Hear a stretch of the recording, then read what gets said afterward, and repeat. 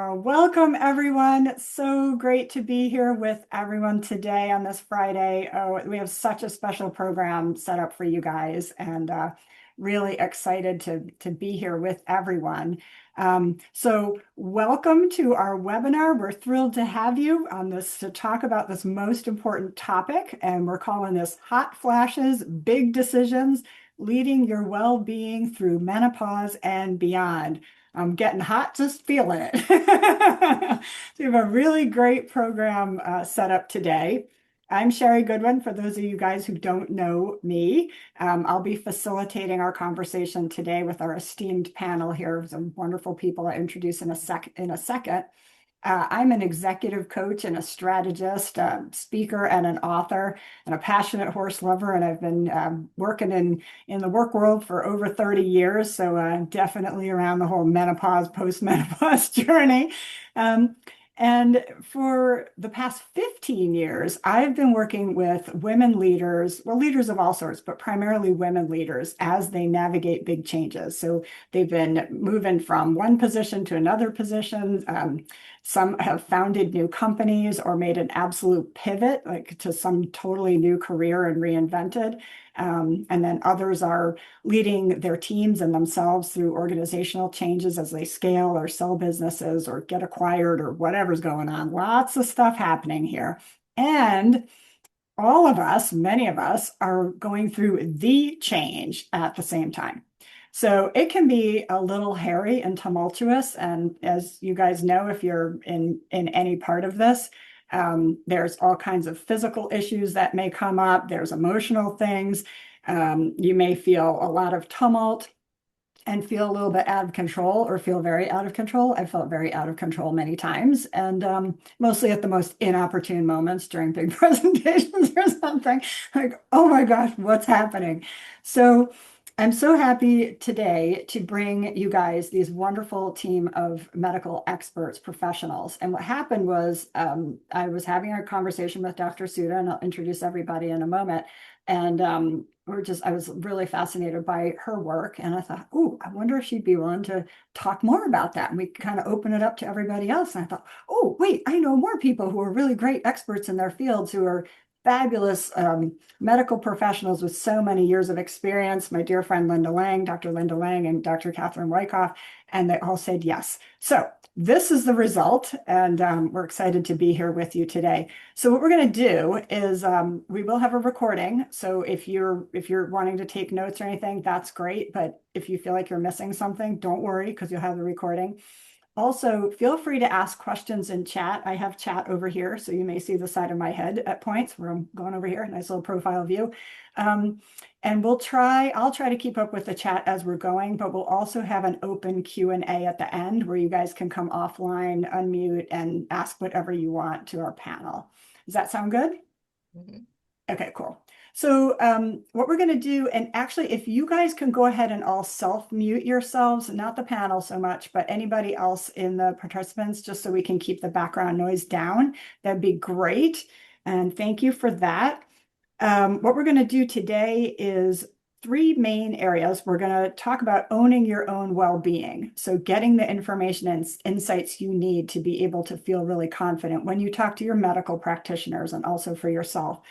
We're also going to be looking at amplifying your voice in this space. So when you have this information, you feel comfortable and confident to be able to share with your community of medical practitioners. And then finally, really shaping your next move with that confidence, being able to move forward and take care of your own health and well-being and understand some of the options that are available to you. So you don't feel alone and you feel informed, and we can do this. Um, so let's say, all right, well, without further ado, I'd love to introduce you to our esteemed panel today. We have such great people. I'm going to read the bios. I have them right here. Dr. Sudha Kumar, so great to see you, Dr. Sudha. She is a board certified physician with over 30 years of experience in patient-centered medical care. She blends the science of Western medicine with the wisdom of Eastern healing traditions to help people achieve balance, vitality, and lifelong wellness. So cool. She is a functional medicine doctor and specializes in women's health, especially menopause. She is dedicated to helping patients restore health and vitality by addressing the root cause rather than just masking them with prescription medications. So welcome, Dr. Suda. Thank you for having me. Oh, so great to have you here. Dr. Linda Lang, a dear friend of mine, is a medical director of behavioral health services at VHC Health Hospital. She is a distinguished psychiatrist and visionary healthcare leader with over 25 years of experience in behavioral health, hospital administration, and human-centered care. As the medical director, she spearheads strategic initiatives to enhance access to high-quality mental health services, drive operational excellence, and foster a culture of workforce well-being. She is committed to advancing mental health equity and ensuring compassionate, effective care for diverse communities. So welcome to my dear friend, Linda Lang. It's a pleasure to be here. Thank you. Oh, so great. You guys are the best. And my other dear friend, Dr. Catherine Wyckoff, we have been quantumly entangled for many years, and I love that. Dr. Catherine Wyckoff has more than 35 years of experience as a physical therapist. She's been my physical therapist multiple times, and movement specialist, and has helped thousands of clients all over the world move better, feel better, and stay active at any age. She combines traditional medical expertise with innovative holistic approaches and has worked as an ergonomics consultant for the World Bank's overseas offices. She is also a certified therapeutic riding instructor and hippotherapy clinical specialist and a certified equine rehabilitation partner, helping horses heal and feel better. Welcome, Catherine. Thank you very much for having me. Oh, so great. Okay, guys, so we're going to jump in. All right, so we're going to kick this off, Dr. Suda, with you, and we're going to talk about like what is going on here with menopause. So let's talk about women in general. Women go through 5 phases of hormonal change, if that comes as a surprise to you. And perimenopause and menopause is specifically very, very important because it has physical and emotional repercussions.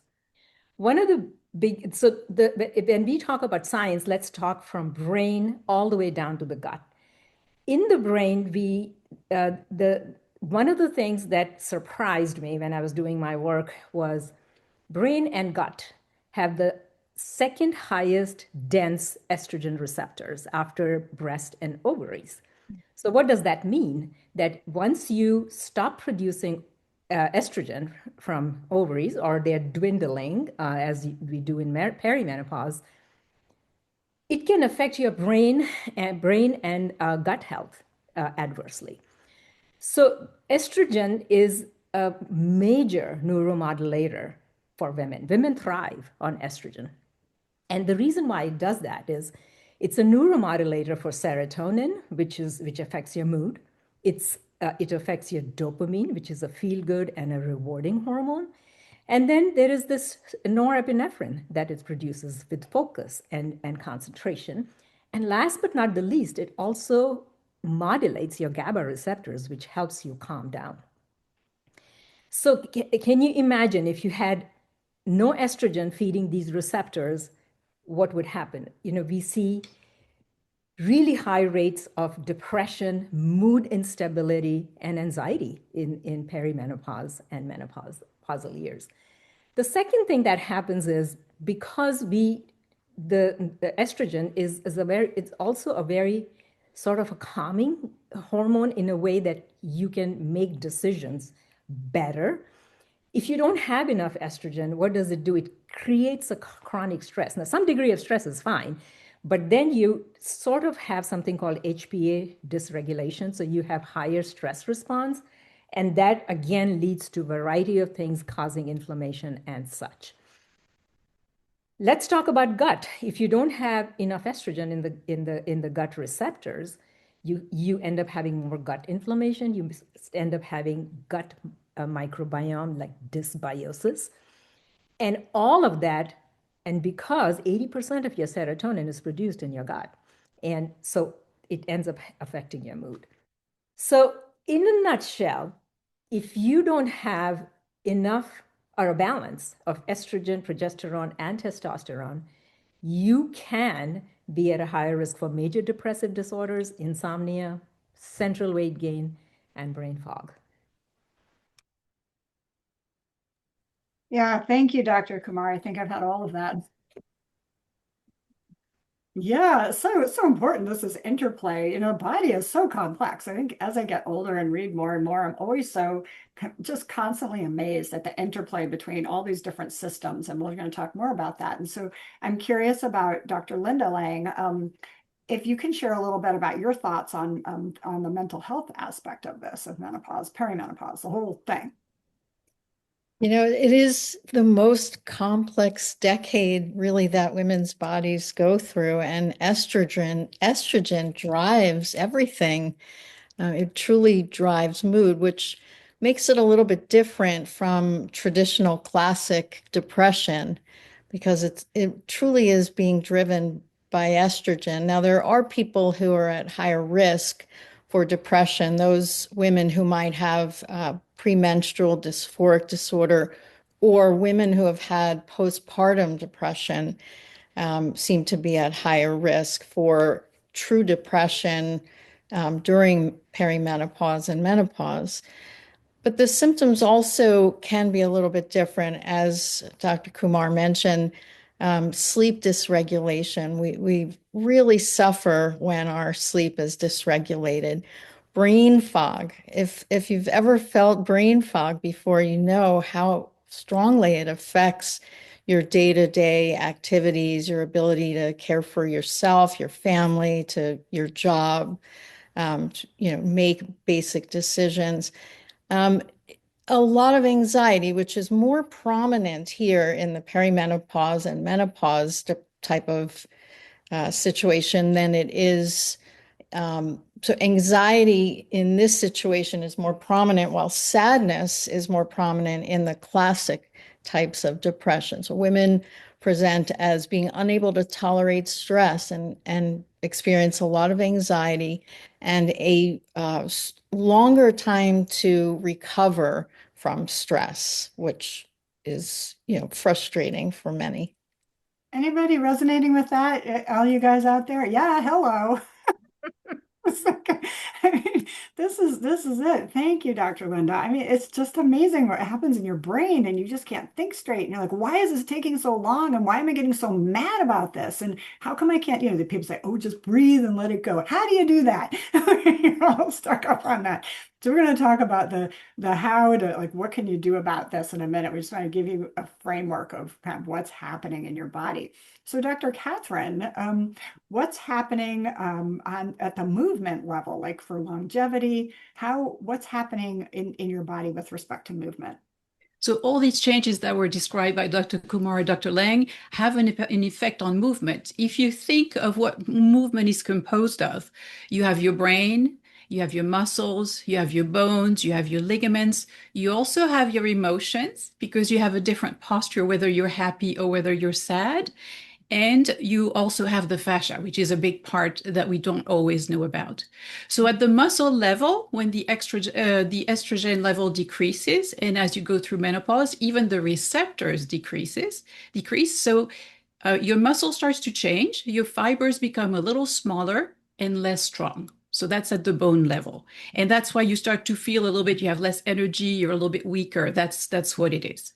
At the fascia level, the fascia is a connecting tissue that's got like the scaffolding for your body, but it's also the biggest water reservoir of your body. So the fascia is also has estrogen receptors. They're everywhere, right? And when the estrogen decreases, what happens is that the fascia that has a lot of collagen in it, the collagen changes and the fascia becomes less flexible. So you've all felt it. It's the morning stiffness, the feeling creaky, right? The fiber in the fascia become like a little bit drier and less flexible. So that's the muscle, the fascia, the joints and the ligaments also have estrogen receptors. We're back to the same thing always.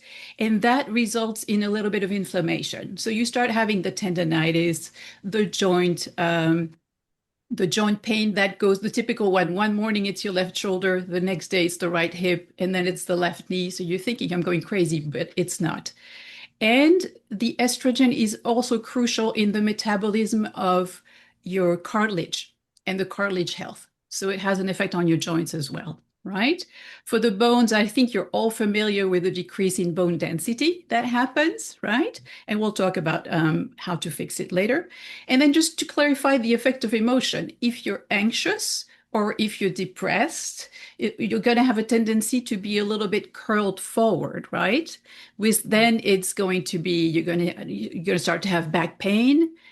You have a hard time, you don't breathe very deeply, so you don't have as much energy. So even your emotions can have an effect on your movement. And then lastly, one thing that is not linked to menopause but that appears at the same time is the the fact that your bills come due, all the things you didn't pay attention to before, all the injuries that you kind of 80% are 80% better, they start to pile up, and then your fascia gets a little tighter, and all of a sudden, all these things come due. The bills come due. You have to pay attention to them, and you have to address them. So we'll talk about that in the solutions too. But so the fascia, the movement is really a holistic thing. The whole body works together, and emotions and estrogen, everything works together to create the movement that you have after menopause. Oh, it's just so great. Thank you, Catherine. It's amazing to me. So I just share a little tiny personal piece of this. I had tendonitis in various parts of my body for like 10 years. And it was incredibly debilitating. And I would go to the doctor and he's like, oh, well, you fell off a horse and broke a whatever. And so you've got arthritis in your knee and a thing and a whatever. And it's just take some Advil and here you go. And, creep around. Okay, then there's something in the elbow. Then there's something in the hamstring. Then there's something, and the answer is always, oh, you just twisted something or you did something. Never did anybody tell me that there was an estrogen deficiency going on. That was probably, I'm wondering from what you guys are saying, oh, in the perimenopause to menopause, we're talking what's like the age span, 30 something to 50 something? Is that what we're talking about basically? So you have 20 years of this accruing issue if you don't get ahead of it or stay on top of it. So I'm so grateful to you guys for sharing, because if anybody can benefit from this a little bit earlier than maybe even some of us have, that's a terrific thing. So those little niggly things that bother you, it could be a perimenopausal or a menopausal kind of situation going on, dealing with this complexity with estrogen and the receptors and everything other folks have talked about. So Dr. Suda, I'm wondering about so what do we do? How do we increase our stress tolerance, and how do we deal with some of these physical changes during this journey from perimenopause to menopause, and help really regain our capacity, our vitality, as you talk about? So one of the major factors in here is stress. Um, we are all stressed for different reasons. Today, women are at the peak of their corporate ladder, and they have stressful jobs. So one of the things that I always tell people is, if you eat well, clean diet, more plant-based diet, that'll help your hormone regulation.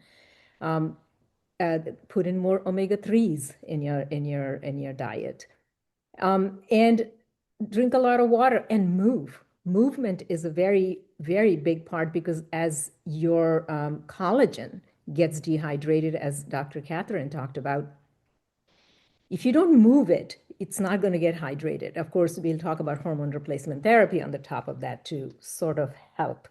Not sort of, actually, it's a major part. So the reason why you want to manage the stress is, if you don't manage the stress very well, it can downstream affect your cortisol hormone, and that'll lead to other metabolic dysfunctions like insulin resistance. Your rate of thyroid dysfunction, for example, will go up, and you will start having high cholesterol and those kind of issues. In fact, cardiovascular disease is 3 times more common in menopausal women than it is in men. So it's a major killer. People think it's breast cancer, but it is actually the cardiovascular disease. The second thing I tell people is pay attention to what your gut function is. Because as we age and as we lose the estrogen that are feeding the estrogen receptors, we are going to have gut dysfunction. And gut dysfunction, even if you don't have you can have bloating, you can have constipation, you can have diarrhea, those kind of things. But that can all affect your mood, as I talked about serotonin. But one of the biggest things that I see in my practice is that when you have gut dysfunction, your micronutrient deficiencies start appearing. And these are at the cellular level. And as a result of micronutrient deficiencies, I end up seeing a lot of thyroid. It ends up feeding into sex hormone and thyroid dysfunction over there. So get your gut evaluated and clean your diet. Those are the two big things. The third thing is detox. If you move, you're going to sweat. Make sure you're having at least 1 to 2 bowel movements a day. So how do you do that? Increase your fiber intake. And soluble and insoluble fiber, both are important.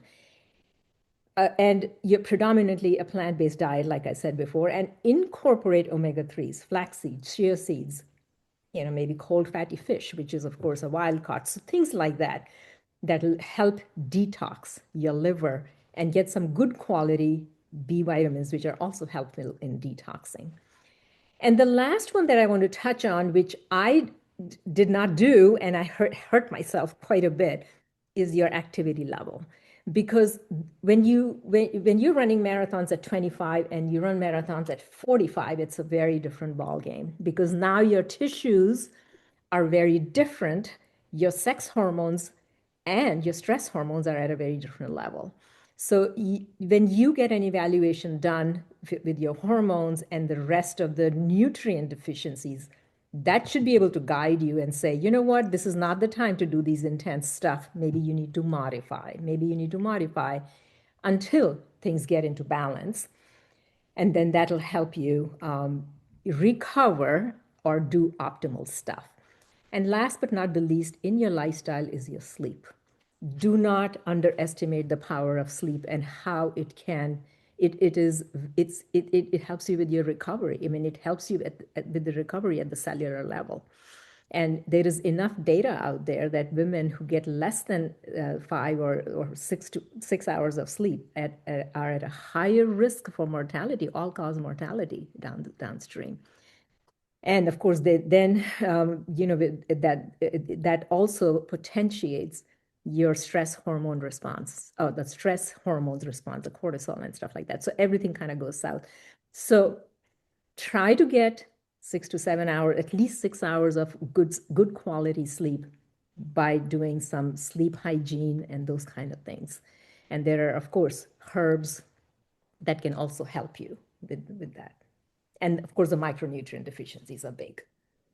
So when you talk about, Dr. Siddha, when you talk about micronutrients, some folks on the line may not know what's a micronutrient.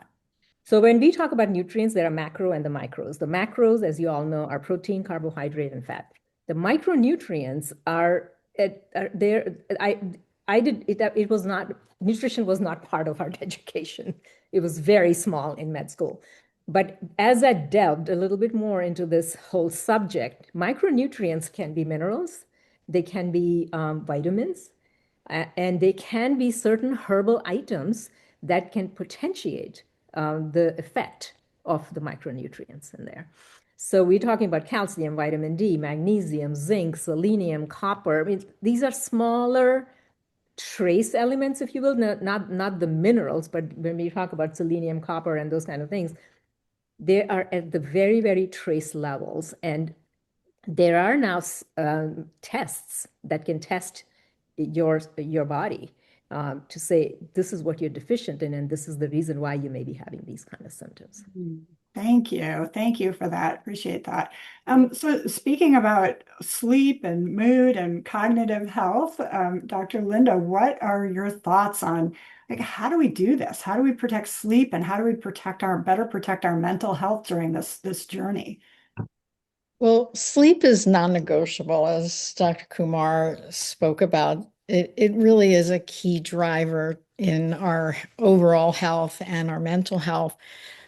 We begin to feel like we're a different person, and the people around us start to walk on eggshells because we're irritable. We might feel rage, and it's hard to admit to, it's hard to talk about.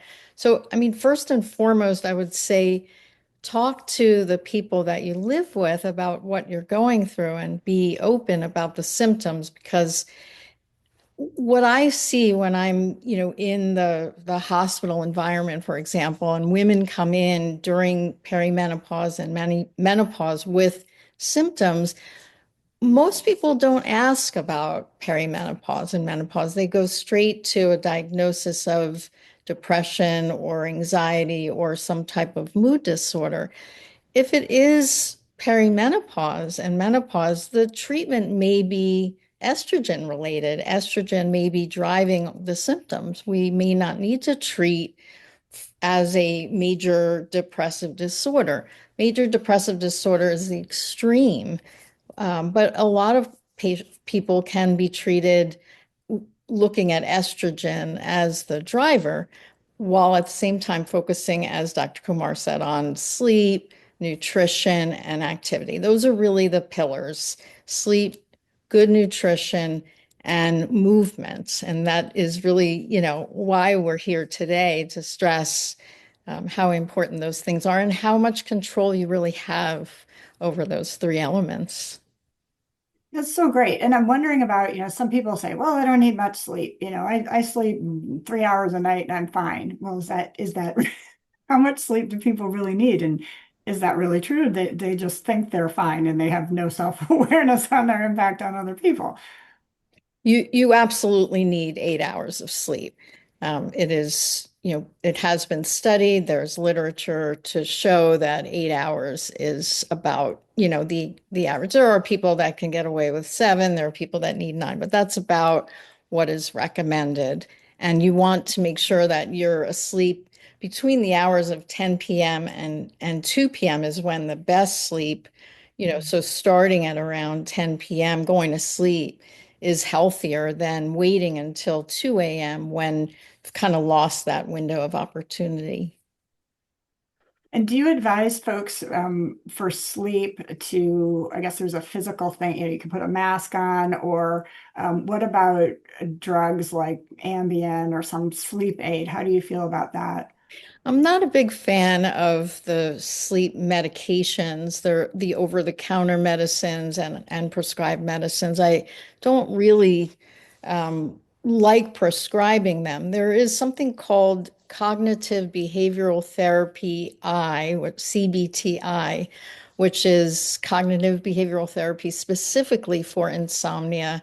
And there are people who are certified to perform that. And it's teaching yourself to remove some of the thoughts and the ruminations when you're trying to go to sleep. So we used to say count sheep, but it's really, controlling ruminations, worry, anxiety, removing those thoughts to get to sleep. And certainly meditation and things like that are extremely helpful as well. Having your bedroom be for sleep only, creating an environment without your phone and your laptop and all of the electronics is important, so that it's a soothing place to go to sleep is important. Hmm. Thank you for that. Yeah, I was wondering, one of my doctors at one point had recommended some herbal, it was like a vitamin, but it was herbal. And he's like, oh, we'll try that. And of course, there was always the drugs, assistance. But I know for me, I don't think I slept for 2 years at least. It was like thrashing, hot flash, and night sweat, and I'd be freezing cold and I'm covered. Nobody, my husband couldn't even sleep with me. Nobody could sleep. I couldn't even sleep with myself. It was terrible. And quite frankly, it was not mitigated really until estrogen therapy. So it was amazing what a difference that made. Thank you for that, Dr. Linda. And Dr. Catherine, so talking about protecting our physical well-being during this time, what are some measures that we can take throughout this journey, perimenopause all the way to menopause? I know Dr. Suda, I think you mentioned earlier, kind of starting to, Dr. Sudi, you were talking about the marathon, running a marathon in your 20s versus your 40s, or maybe later, there are different things involved. And I know for me, at one point, I used to be fairly athletic, and then I was not. And it was really upsetting. And every time I tried to do anything, I'd get hurt. And I'm like, what is up with this? I mean, so now I just can't do anything, and not just hurt, like 6 months of rehab or more, which it was, and it was a lot of estrogen related stuff. So curious to hear your thoughts on that. Your experience is very, very common. A lot of folks who walked through my door have tried to, they realize they're getting weaker and they're thinking, I really need to go after it, right? So you go, you join a program and, you're very motivated. The problem is you don't have the body you had before, right? So before menopause, if you don't exercise, you kind of keep your strength. Basically, if you exercise, you increase your strength, right? And your endurance and your balance. After menopause, if you don't do anything, it goes down and you have to exercise just to keep it at the same level. You can also go higher, but just to keep it, you have to do it. And so you have to think of exercise as I think there's four parts. There's the strengthening, there's the cardio, there's the balance exercise, but also the stretching. And I think people tend to know about strengthening. That's something that's very popular. Not many people like the stretching, but as you know, you're becoming less flexible, so it's important to do it. And so what I would say for strengthening, I would exactly what Dr. Kumar was saying, you have a different body now. You don't know what this new body, it's a new body to you. So don't assume you know what it can do, right? So any strengthening program that allows you to be a little bit slower and more mindful so that you can stop before you hit the wall is very good. So I'm thinking yoga, maybe Pilates, something where you're guided and you know what you're doing and you can stop it at any time, right? Do not join an aerobic class with a 20-year-old trainer, okay? Because they have no idea what you're going through and you're going to get hurt, right? So it's possible to regain it, but start at really do it progressively. Do way less than you used to do and gradually increase it and pay attention to what's happening with your body. So that's for the strengthening. The cardio, 30 minutes, 5 days a week, and it can just be walking. And one way to know whether you're doing enough or not enough is to pay attention to your heart rate. There's something called the target heart rate, and there's a kind of a general calculation. You do 220 and you subtract your age. That's like the maximum heart rate. That's not what you want to do in the exercise. For the exercise, you want to start at 50 to 60% of your target heart rate. If you have any kind of watch, Apple Watch or any one of those devices, you can set up your target heart rate and you can stay within it. So that's one way to make sure you don't overdo it and to monitor what you're doing. Is it easy for your body what you're doing or is it hard? So that's a quick tip. Stretching, make it very gentle. Stretching should not hurt. If it hurts, you're doing little microscopic tears that are going to heal in microscopic scars, and you're going to get less and less flexible as you go. So it's really a waste of time if it's hurting. Now, I know that when you're in perimenopause and menopause, you're probably taking care of 2 generations plus animals. So it's not a time where you have a lot of time to go to the gym and just take care of yourself for 2 hours, right? So find something that fits your life. So I do my stretches in bed before I go to sleep. I don't have to find the time during the day to do it. And what I find is if I do that, especially for the back, then I start the night with relaxed muscles, with more space in my joints.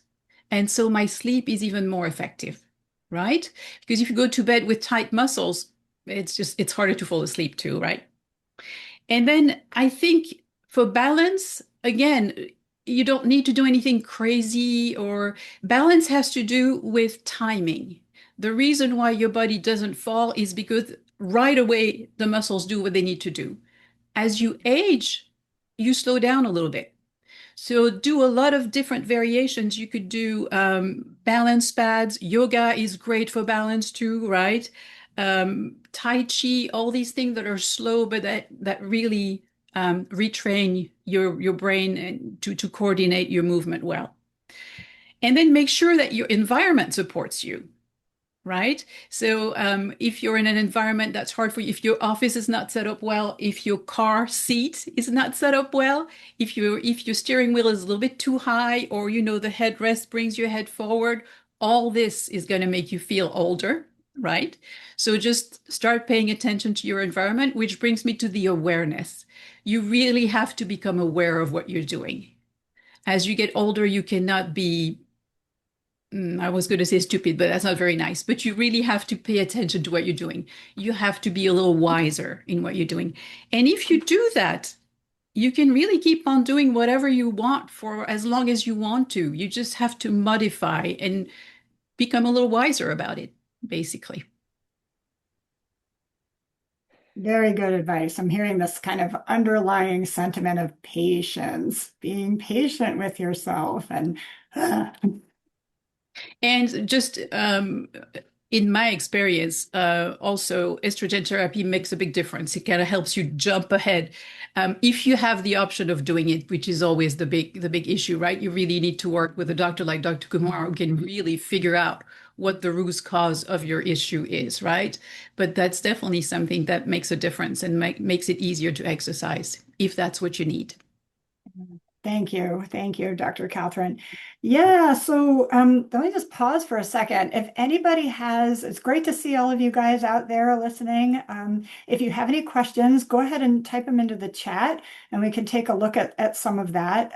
We also do have in the chat specific contact information for the three doctors and for myself. If you have any follow-up questions or thoughts or comments and want to speak to any of us directly, do feel free to reach out. We're also all on LinkedIn, so feel free to connect on that in that space as well. Any questions or thoughts coming from the folks yet? Okay. So one of the things that I've found is during this time, as you said, Catherine, you were talking about awareness and being wiser.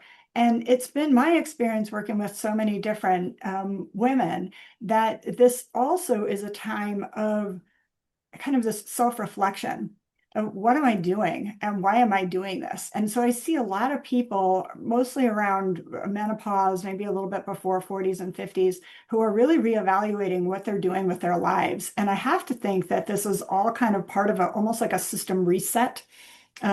This is like recalibration and an opportunity to say, hey, whoa, let's just take a pause here. And what do I really need? And what do I really love? And what am I tolerating that I don't want to tolerate anymore? So when I see a lot of folks who are in the reinvention stage, this is what starts to happen. And it happened to me as well. I never correlated it with the whole menopause journey, but I'm really seeing a pattern here. So I'm curious to hear some of your thoughts about that. And before that, let me just double check. Okay, so we have HRT. Anyone have, so we'll hold that one thought for a second and get to a couple of these questions.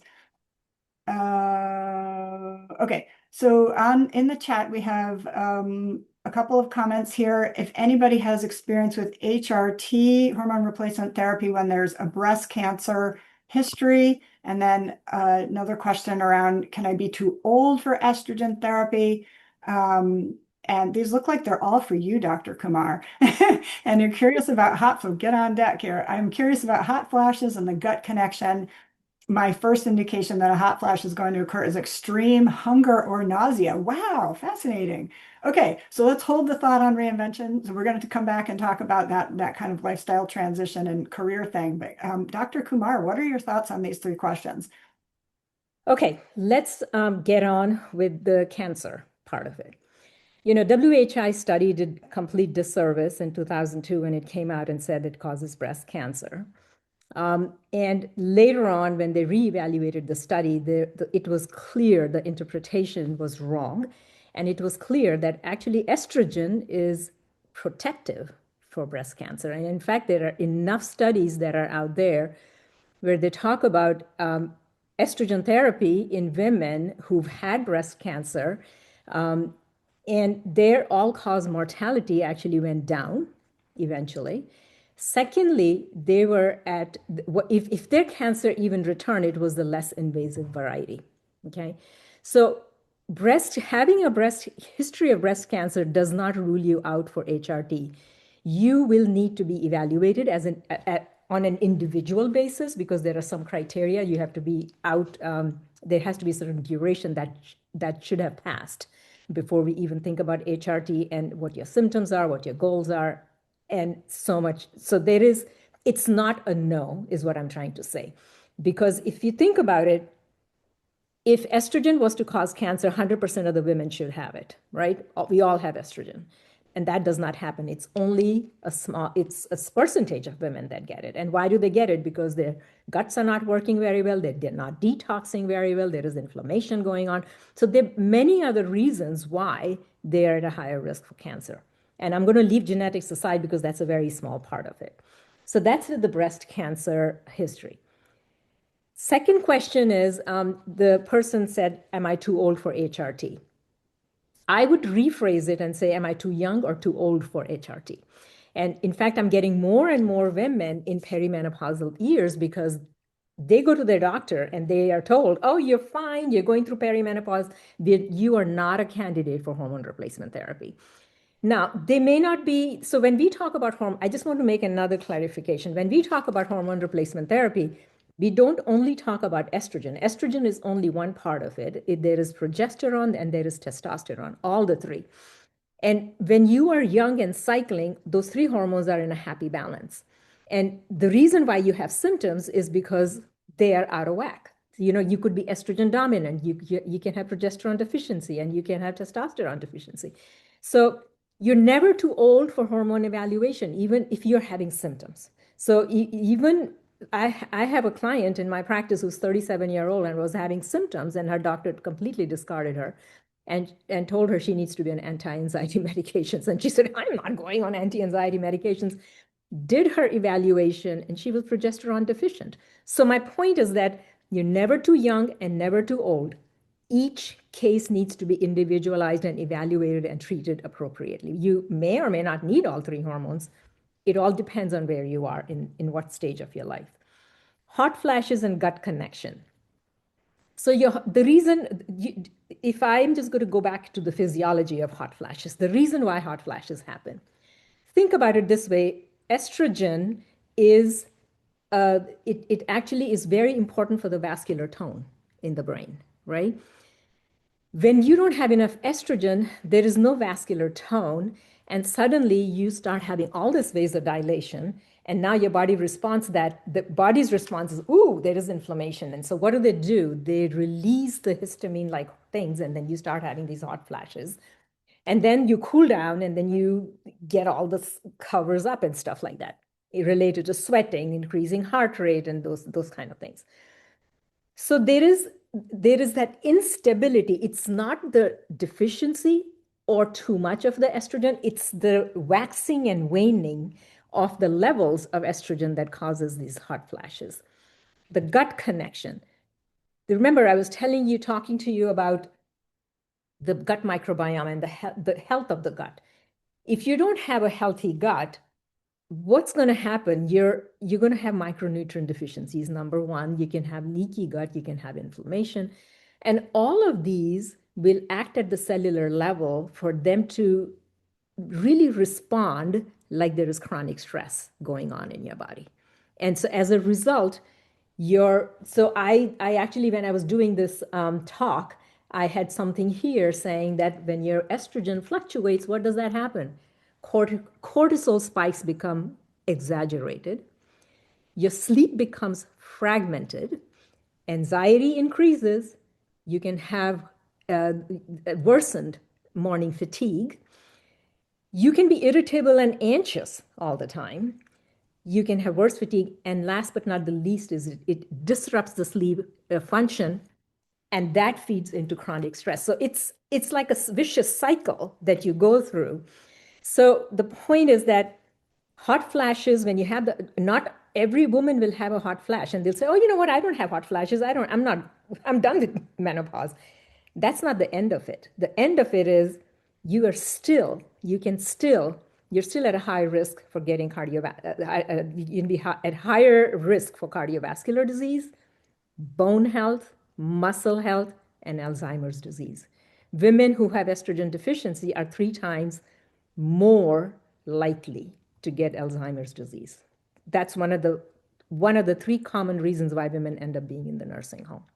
So, it's a very interesting question, and I just wanted to bring that point out that hormone replacement therapy does not mean only estrogen, because I have had clients in my practice who did not need estrogen. They were put on estrogen and they were like wild women, and what they needed was progesterone. So my point is that when you do your if you even consider doing hormone replacement therapy, you need a full evaluation, not part of it. Thank you, Dr. Kumar. Yeah, it sounds like it's super personalized, and we have to be really careful about generalizing just based on symptoms, and that would be kind of dangerous. So this comment here about the first indication that a hot flash is going to occur is extreme hunger or nausea. And I remember for me, it was this like anxious, like this wave. And Catherine, I think you and I talked about it. What did we say? It was like a tsunami or something's coming, something's A coming. feeling of doom. Feeling of doom. Yeah, we would laugh about it. She's like, the feeling of doom. But so curious about, having this indication of a hot flash is extreme hunger, nausea, this feeling of doom. Like what's that all about? Okay, yeah, I'm sorry, I didn't get into that. That's okay. So think of it this way, your cortisol, which is the stress response, right? You all understand the stress response. Stress response is your epinephrine, norepinephrine, so to some degree, dopamine will be released. That will rescue an individual from acute situations, which is great for acute stress. But think of it this way, if they're chronically elevated, what happens? Your body is asking for more fuel, right? Cortisol will actually, what does it do? It asks you for more food. It increases your metabolism. It asks for more food.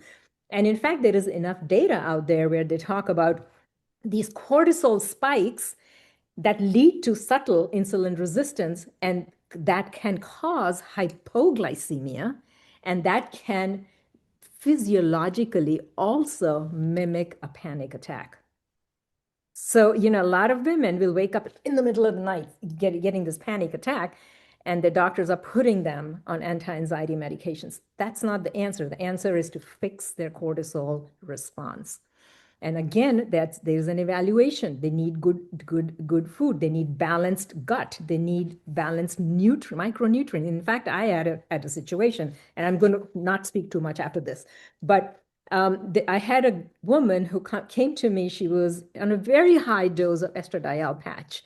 And she was okay for a month, for about 6 weeks. And then she comes back to me and says, you know what, my symptoms have returned. You need to go up my estrogen patch. I said, no, you're on a pretty high dose. Your cortisol is completely flat. She was not producing any cortisol. She was in chronic stress.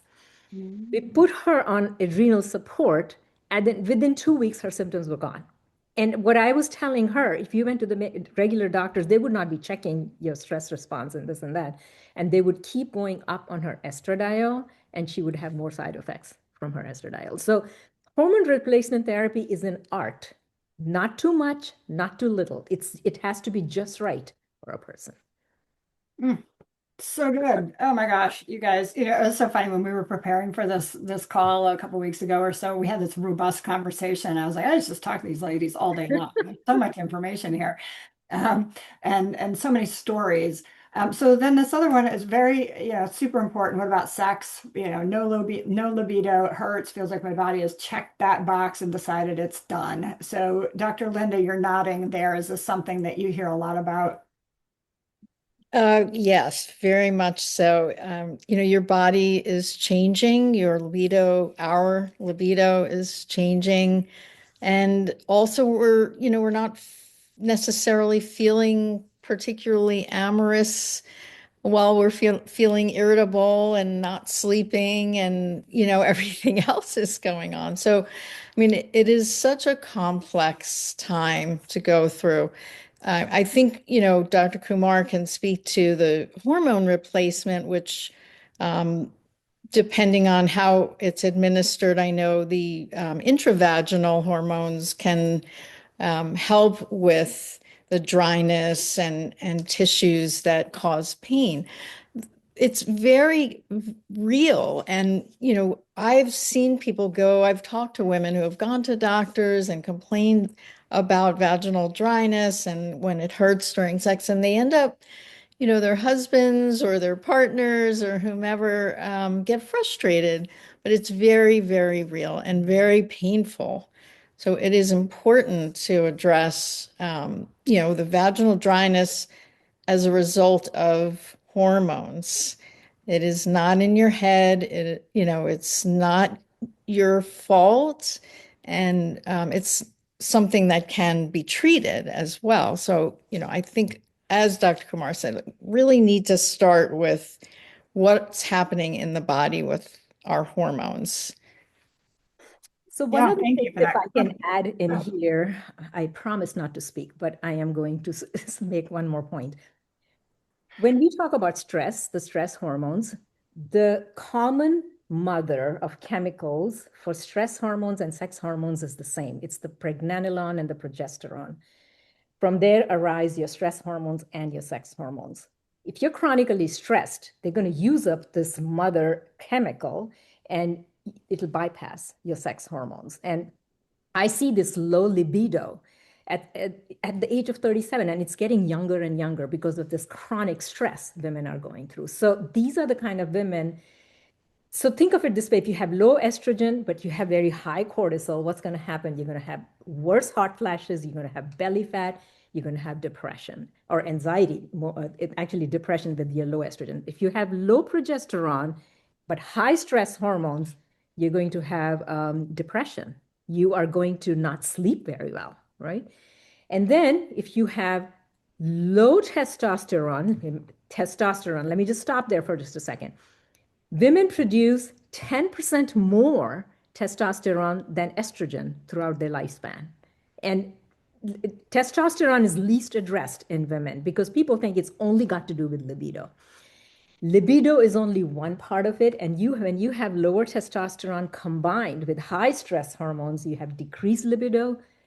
You don't even think about sex. You have low performance, you have low concentration, and you don't feel very confident. How many women quit workforce in perimenopausal and menopausal, or at least they think about it because they are not able to perform. So absolutely, your vaginal dryness can be fixed. Your drive and your concentration, as well as cognitive abilities, can be so much better once your hormones are balanced. Yeah, thank you for that. So, well, there's hope. There is a lot of hope. There's hope. There is a lot of hope. We're not a total train wreck. Oh my gosh, so many things to think about. And so, Dr. Catherine, I'm wondering about, on this note, we're talking about sex hormones, we're talking about libido. Are there certain exercises that we can do or certain movements? I know Kegels and things are important. What do you suggest? I think exercise in general will help with the blood flow. Again, exercise is linked to the brain, so exercise you do anything that improves your blood flow is going to improve the movement of nutrients. But I think you have to have a base of the gut microbiome needs to be what it needs to be. You need to have the hormones. I don't think Kegel exercises would have an effect on vaginal dryness.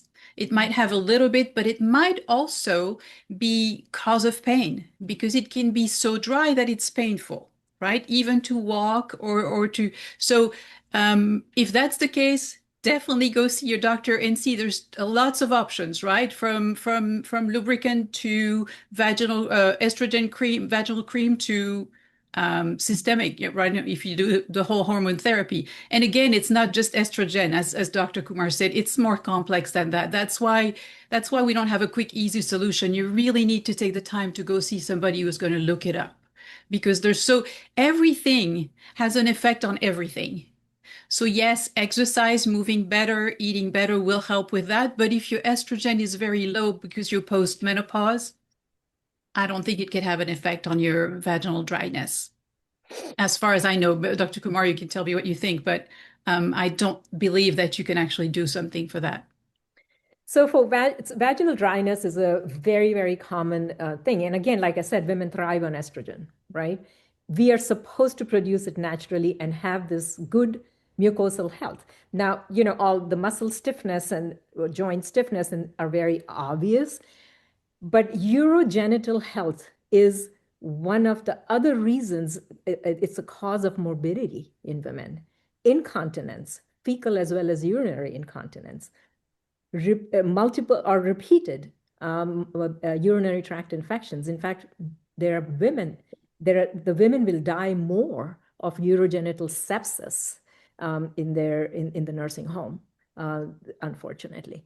So urogenital health is a very important piece of it. And again, it's driven not only by estradiol, we do estriol or estradiol, but with testosterone and DHEA. So all of those, again, you need to monitor your levels. And I cannot tell you how many women come back to me and say, you have saved my marriage. Because I mean, libido is only one part of it, but you don't even want to get near somebody who can hurt you.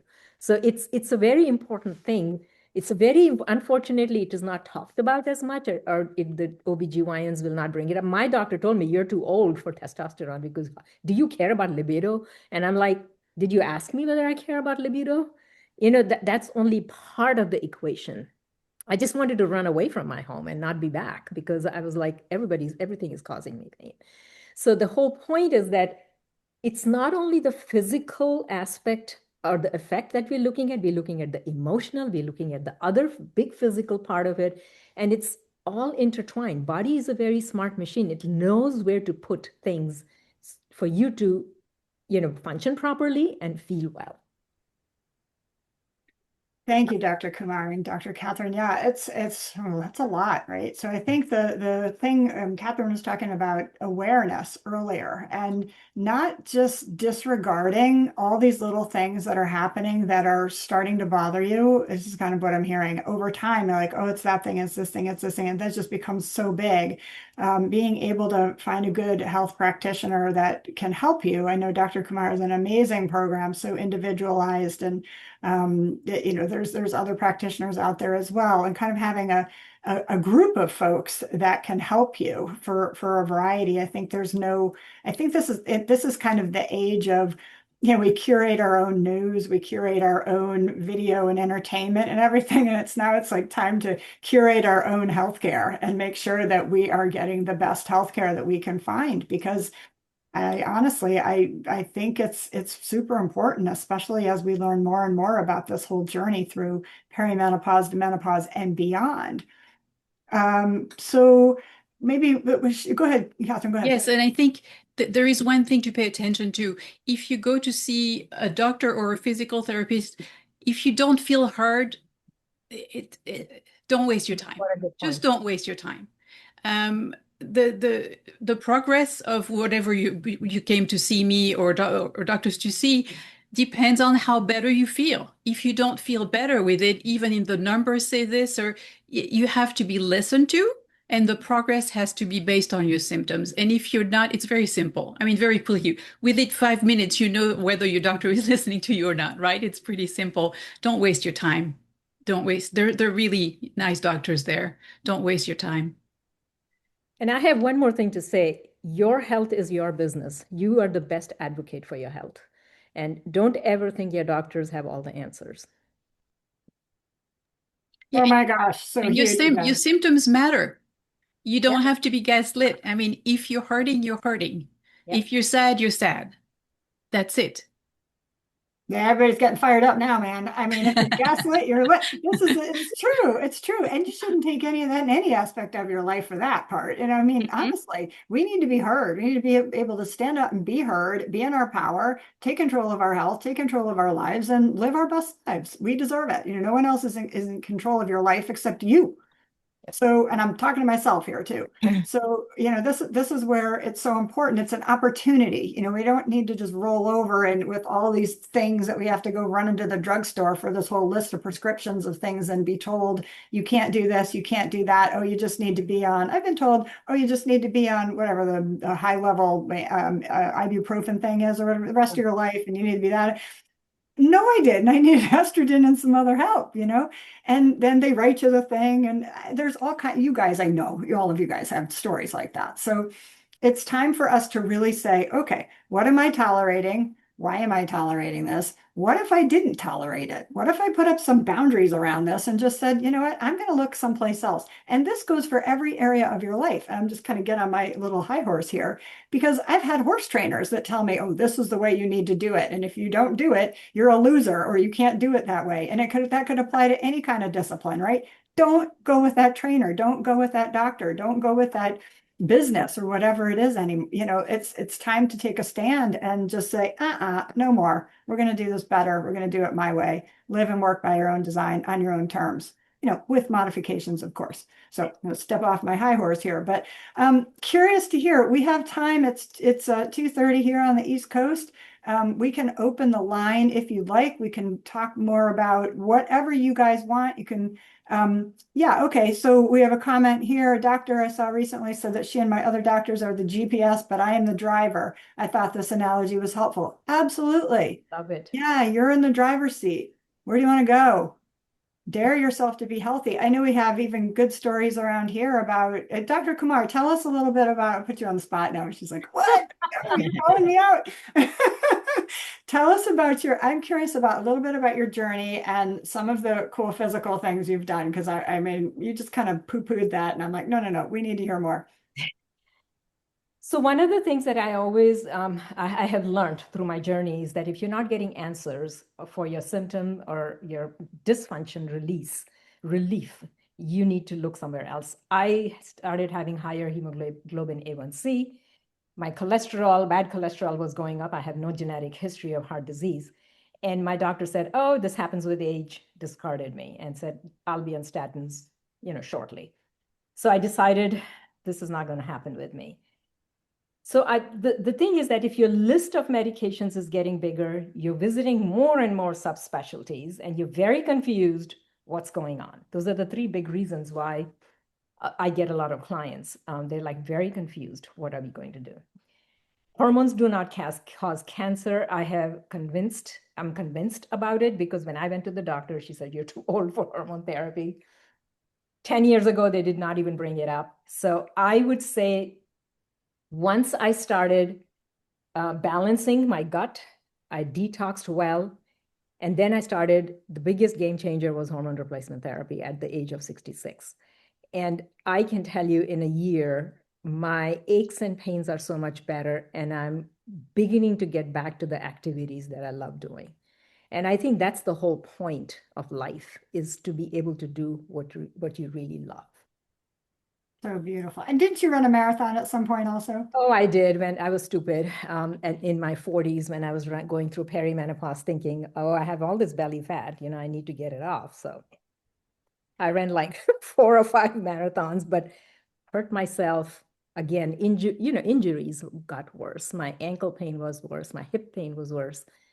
And thankfully, those are all hopefully on the mend. They're so much better anyway.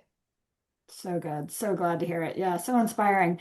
I'm curious about other members of our panel here, if you want to share a little personal, maybe kind of if you're willing, because it's always helpful, if you're willing to be brave and share something that you feel comfortable sharing that might be helpful with folks. I'm happy to share some. Thank you. Because I think one of the issues is that the symptoms we have could be symptoms of any disease, right? So just fatigue and weakness and confusion and brain fog.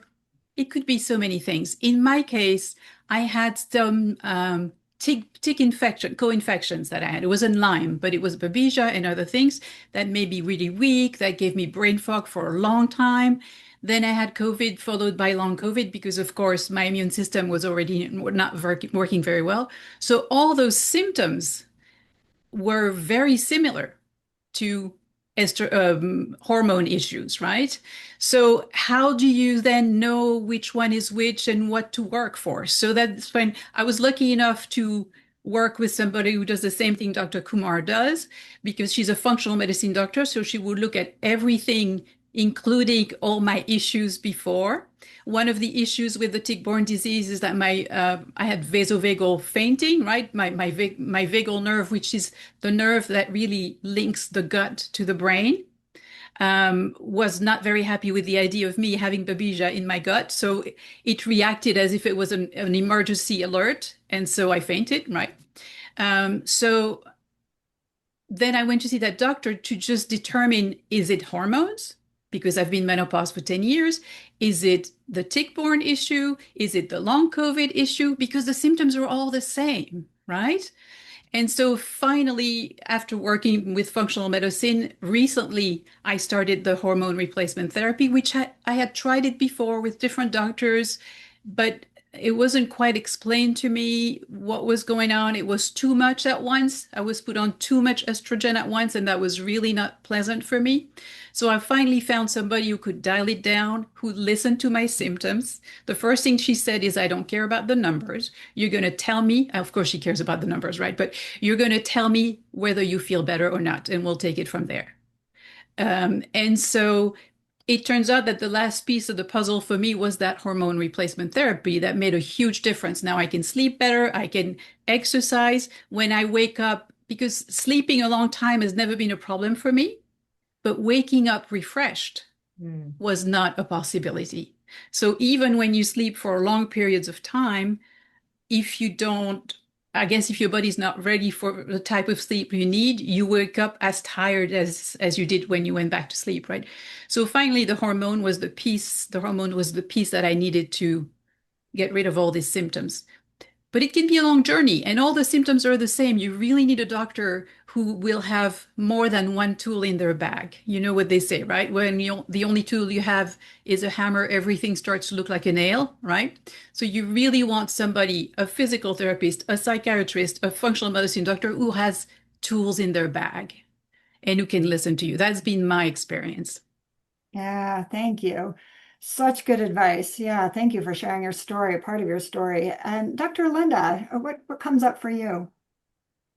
Hold on, you're on a mute. We can't lip read. There we Sorry. go. All right. I echo what everyone has said. It's important you don't know what you don't know. We don't know what we don't know. If we haven't seen it before, we may not be able to identify what's going on. So you want to really see someone who is expert in addressing women that are going through perimenopause and menopause.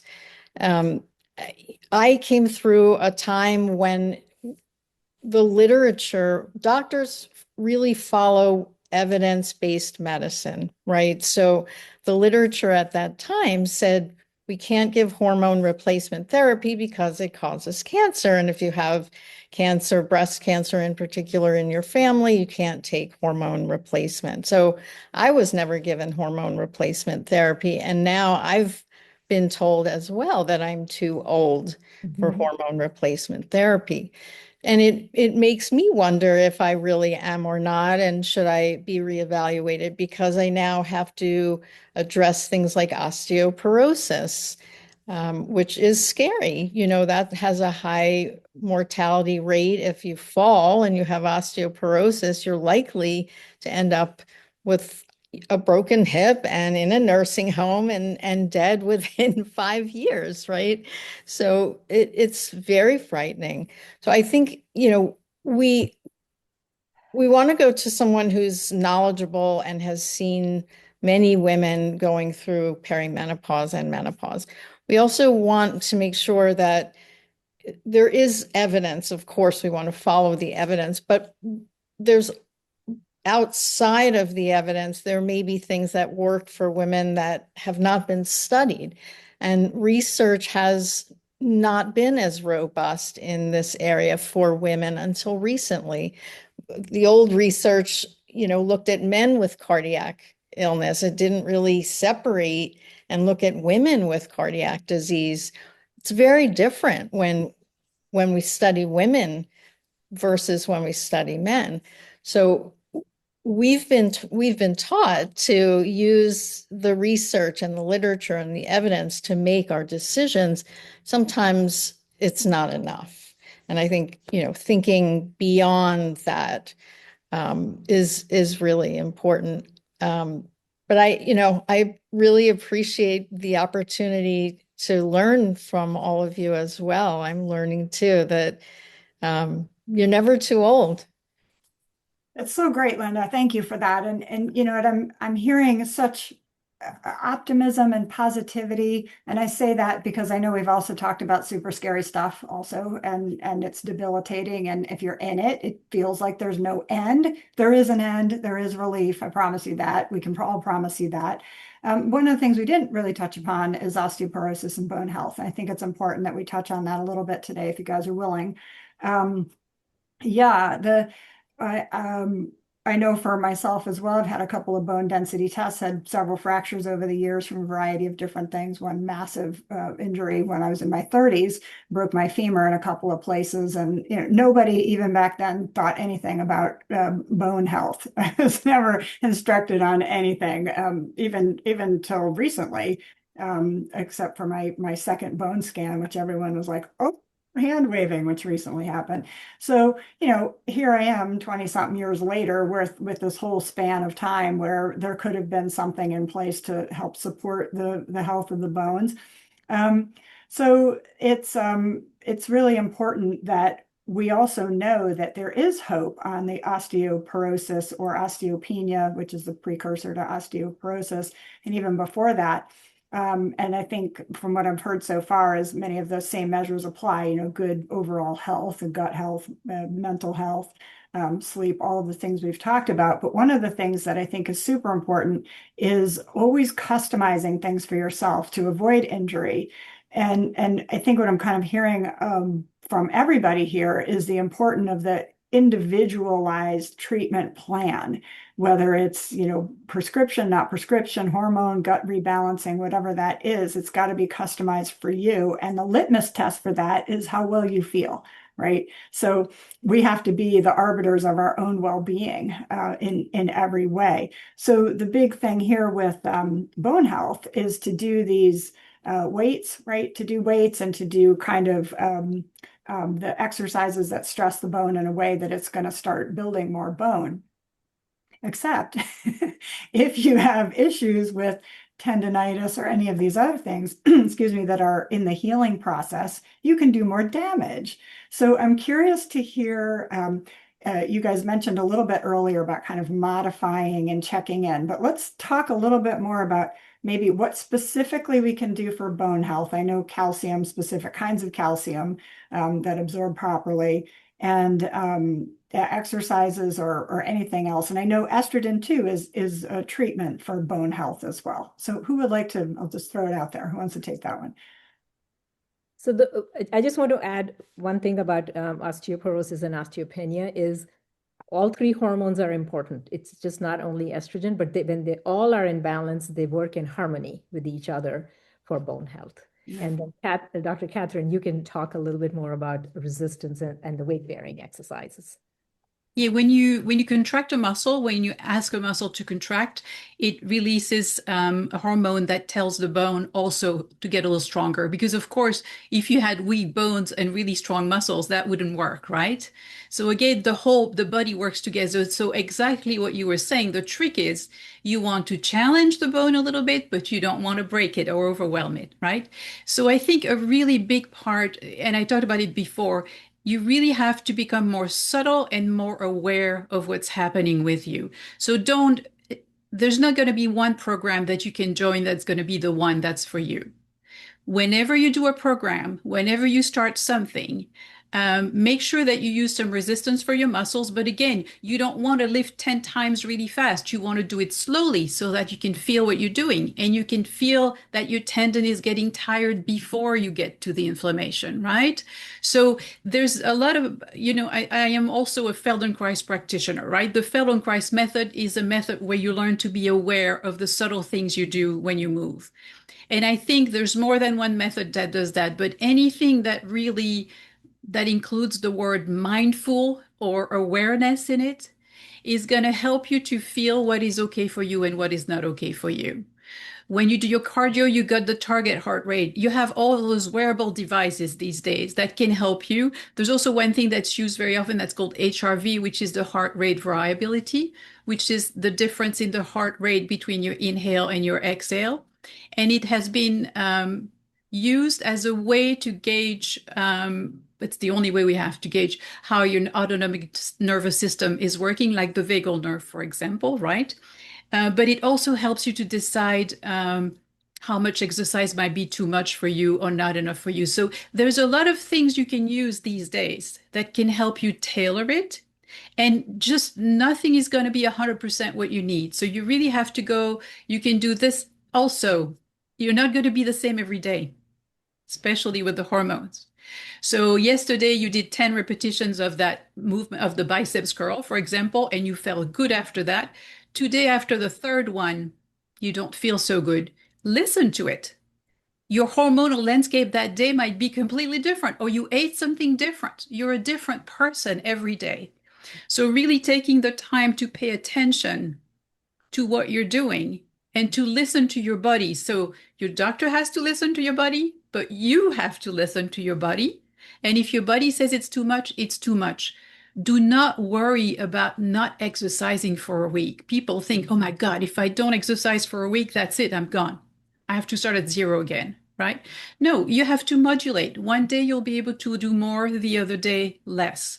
Also, don't do the same thing every day. Like if you do strengthening, have a day in between. If you do 3 times a week, the strengthening, right? The cardio you can do 5 days a week. But a good walk is fantastic. You don't need to go run marathons, right? You can do a good walk. Actually, vacuuming is a pretty good exercise too. You got to have a really clean house. But yeah, so it's really a question of being aware of it and taking the time to be respectful. I mean, we've been told to do more to overcome, no pain, no gain, right? It turns out it's just the opposite, especially after menopause. Learn to feel the subtle changes in your body before you get to the pain. For your stretching, for your strengthening, you should feel better after you exercise. You shouldn't feel worse. If you do, it has to be modified. Come see somebody like me or a physical therapist, a Feldenkrais practitioner. If you're running out of ideas and you don't know what to do, that's the way to go. So good, Catherine. And Dr. Linda, I'm curious about, we're talking a lot about the physicality here. And I'm wondering about things like meditation, energy work, or some of these alternative modalities that can help support a recalibration or a rebalance of that stress hormone. Because it sounds like it's triggered sometimes by the stress, and then it's kind of this cascade of issues that just perpetuates unless there's some kind of system interrupt or disruption. Absolutely. Meditation can be incredibly effective. I think it's hard to get started because we tend to judge ourselves. Our minds wander, and it's hard for us to get into that state of mindfulness when we're first starting out. But there are many apps now, and there are lots of different videos and things that you can learn from. It does truly not only calm the mind, but the all of the things that we've been talking about in terms of our neurotransmitters, our serotonin and cortisol levels, and uh, all of those receptors in the brain start to just tone down. And there's a space there that's created that allows for uh, quiet, actually. It's a place of quietness. So our body is relaxed and our brains are relaxed. And we recalibrate, we recharge. It's similar in many ways to what Catherine was describing about stretching. There's just this sense of well-being, and it can be just a few minutes even. I sometimes find myself meditating if I'm going on a plane and I'm going to fly, I get a little anxious. So I just 5 minutes, and put myself in that space where I feel okay. And it makes a difference. I wish that there were some way, some new app where you could measure your cortisol while you're meditating, because I do think that it is improving after meditation. So it's such an easy thing to do once you learn how to do it. Yeah, the biofeedback is always helpful. I mean, yes, I think why those wearable devices work so well, because you can kind of Mhm. be like, it's kind of like, am I doing well enough? You know, so this is what the whole thing is. And thank you, Linda. It's beautiful. And it just reminded me of, with intentionality, we can calm ourselves down. If our physicality is, I think the key that I'm hearing is really getting everything to work together. And I'm a leadership person, so I'm always looking at things like, well, how do I harness all of these little pieces of myself and my experience so that they can align and they can perform for me with me better, right? So I feel like a whole person. And I think there's a lot about we talked a little bit in our pre-session about beliefs as well. Like, what do you believe is true for you at this juncture in your life, at this point in your journey? Perimenopause, menopause, postmenopause, and your life that's going along with that. It's not like we just have that. We have all the other stuff that comes along with it. And we're taught so many different things from society. And I think everyone around this in the panel here is obviously amazing at what experts at what they've done, and their journey has not necessarily been straight. So it's important to think about, well, who do I want to be? Who do I want to be? Who am I now? What are my aspirations? And what do I believe is possible for me? Because if you don't believe that you can be fit and well, you're not going to be fit and well. I mean, that's like a reverse placebo or something. I don't know. Um, and so we really need to work on that mindset piece, which Dr. Lang, I'm always curious about the untapped resources in the mind. And speaking of tapped, like the EFT, the emotional freedom technique, and some of these other kinds of cleansing things to help rebalance and recalibrate your energy. I do a lot of that. A lot of you guys know that. Because what that seems to do, it's almost like a whole system reset. And then if you can continue to practice your way of being in that space, it becomes like an anchor for how you are. And then you can make better decisions on your own behalf. You can actually know when you're being heard and when you're being marginalized, and move yourself to a new space where you have more power, you are more empowered. So just knowing that you have agency over your own experience at any point in your life, I think is super important. And especially now when we feel sometimes like you may feel kind of like victims to this, like this all this chaos that's happening in your body. You know, no, you can pull it all back and reclaim and love all parts of it and move forward. So beautifully said, Sherry. That is super important is the change and transition to not back to being 35, but forward into someone that is aligned with who we are today. And what comes with that is that ability to speak your truth, to set boundaries, to eliminate toxic environments, and be in a place where you're finding purpose and meaning in your life, not people pleasing and trying to achieve things and get, the A. It's a very wonderful place to be, and very rewarding. There really is growth that occurs through this transitional period. Our bodies are just really fascinating that, we become post-menopausal and have self-knowledge and an ability to, make different decisions and travel through all of this to get to a wonderful place. Thank you. So Yes, beautiful. what can I just say, add on to what Linda, you've said?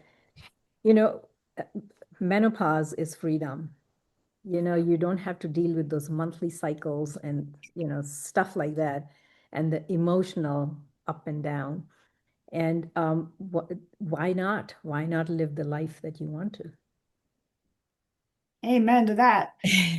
Which makes me think of something that a myth that we have, you are not your mother. So you get to create your own menopause. You don't have genetics is not something that you have that you're stuck with. If your mother has a certain posture, that doesn't mean that you'll have the same posture, right? So you really get to create it. Yeah, so empowering. And the epigenetics, that's outside of genetics. This is what's really driving if we really believe in that, and I do for sure. So, any other questions? Looking over here at the chat. If anybody wants to come off mute, Shashi, go ahead. I just had a comment question for Dr. Lang. Um, Based on the new guidelines now with the as hormonal replacement therapy, when a person who is postmenopausal, when they go to let's say, to their doctor, do they right away put them on the antidepressant if they are going for depression or they think that they are depressed? Or do they tell them that, hey, you need to get your hormones checked before we do that? That's Have such they a changed those great, guidelines? it's such a great question. And Dr. Kumar is smiling too. I have to be honest and say that I think often hormones are overlooked and hormone replacement therapy is overlooked. If I think it was said earlier, if you have a hammer, everything you see is a nail. And if you're going to someone who specializes in depression, they may not think about your hormones and where you are in perimenopause. It is really important, as was said earlier, if you feel like there's something that's not right and it doesn't feel, like a true depression or just definitely seek the right person or a team of people. Maybe it takes more than one person to evaluate and get to the answer. But you'll know when you've gotten the right kind of attention and when the person that you're seeing really heard you. Well, I mean, I just have seen so many women being on antidepressants and on sleep aids Mm-hmm. as a pharmacist for years and years and years. And Mm-hmm. I would even feel bad that, hey, you're taking this medication every single day for sleep. So if Mm-hmm. they could be helped with HRT Mm-hmm. therapy, I think that should be the first step before they just go ahead and write a prescription for the antidepressant. I couldn't agree more. In fact, it should be included in our initial evaluation. All of the screening Right. questions that we ask about depression and anxiety and substance use, we need to put that in our screening tools. I mean, that would be great if that happens. Thank you, Shashi, for the question. I know we only have 2 minutes left. Any quick last Thank minute you. questions? And you guys, thank you. Can always feel free to reach out to any one of us. Well, you have in the chat, you've got the list of contact information. Um, Anything else coming up? Just take yourself off mute and share. Oh, everybody's Thank good. you so much for everyone. Oh, And sure. We have one thing we got to share. Let's see, where is it? Can I share my screen? Oh, yeah, yeah. Okay. Can everybody see that? Not yet. Yeah, there. Yes. This is from Dr. Kumar. So tell us about this, Dr. Kumar. So this is on one of our mountain trips, and I love this quote. It says, "You don't want to be the youngest person in the nursing home, but you want to be the oldest person climbing the mountain." I Mhm. love that. Woohoo! Yay, love that. All right, so here's to climbing everybody's mountain with great joy and more ease and lots of love and friendship and enjoying the menopause journey. thank Thank you. you, everyone. So appreciate everyone being here today, and thank you so much for our panelists, Dr. Wyckoff, Dr. Lang, and Dr. Kumar. You guys are amazing. I know we could talk for hours and hours and hours and weeks on all of this. So wish everybody really a great day, and please feel free to reach out if you have any questions. Okay. Thank you. Thank Thank you you so Thank so you so much. much. much. Bye for now.